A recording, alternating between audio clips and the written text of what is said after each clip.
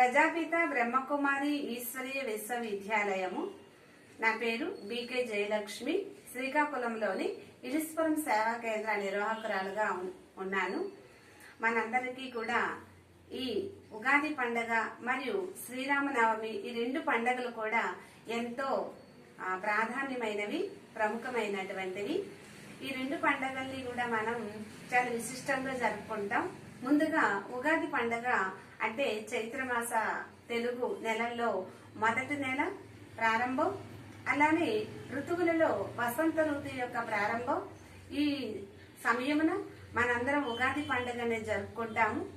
ఈ రోజు ఏదైతే శుభ సంకల్పం చేస్తామో ఈ శుభ సంకల్పం స్వయానికి సర్వులకి కూడాను శుభప్రదమైనటువంటి కార్యక్రమాలలో సఫలతని అందిస్తుంది. ఈ రోజు ఎన్నో కొత్త వస్తువులు కూడా కొనటానికి మనం ఆలోచిస్తూ కొంటాం కూడా. అయితే బ్రహ్మకుమారి విశ్వవిద్యాలయం నుండి ఉగాది మరియు శ్రీరామనవమి ఈ యొక్క సమయంలో ఈ 9 రోజులు కూడాను ఒక్కొక్క రోజు ఒక్కో చోట కార్యక్రమాలని కొనసాగిస్తూ ఉన్నారు. ఈ క్రమంలో శ్రీకాకుళంలో ఉన్న బలగా బ్రహ్మకుమారి సేవా కేంద్రం నందు రాజయోగిని నిర్మల అక్కయ్య ఆధ్వర్యంలో ఈ కార్యక్రమాన్ని ఈ రోజు ఏర్పాటు చేయడం జరిగింది. దీనికి పిఎన్ కాలనీ నుండి రాధారాణి రాజయోగిని అక్కయ్య గారు ఇచ్చేశారు. వీరు మన జీవితంలో విలువలను ఎలా పెంపొందించుకోవాలి, ఆ విలువలను అలవర్చుకొని ఆచరించి మన జీవితాన్ని ఎలా విలువైన విధంగా తయారు చేసుకోవాలి అనే అంశాన్ని వివరించబోతున్నారు. వారి యొక్క అమూల్య సందేశాన్ని మనందరం వింటాం.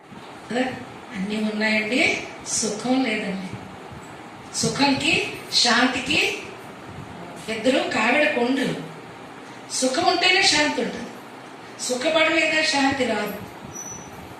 అసలు ఎక్కడో దగ్గర సుఖం పడాలి అంటే మనం సుఖాన్ని ఇవ్వాలి. మనం ఎవరినైనా మనసు ద్వారా సుఖం ఇవ్వాలి, స్నేహం ద్వారా సుఖాన్ని వాళ్ళు ప్రసాదించారు, సహయోగం అందించారు, సహాయం అందించారు, వాళ్ళకి హెల్ప్ చేశారు, వాళ్ళకి మనకు కష్టంలో ఉన్నారు, వాళ్ళ సమస్యని మనం సమాధానం ఇచ్చారు. అడ్వైస్ అంటే దుఃఖాన్ని ఇవ్వకండి, దుఃఖాన్ని తీసుకోకండి. ఈ రెండింటి తేడా ఏంటి? మన సుఖదాతాలు ఎప్పుడవుతాము? ఈ రెండింటిని ఎప్పుడైతే మర్చిపోతామో, ఈ రెండింటిని నిన్న నుంచి అతీతమైపోయి రెండింటికన్నా ఎక్కువైపోయి ఎప్పుడు సుఖాన్ని ఇవ్వాలి ప్రతి ఒక్కరికి.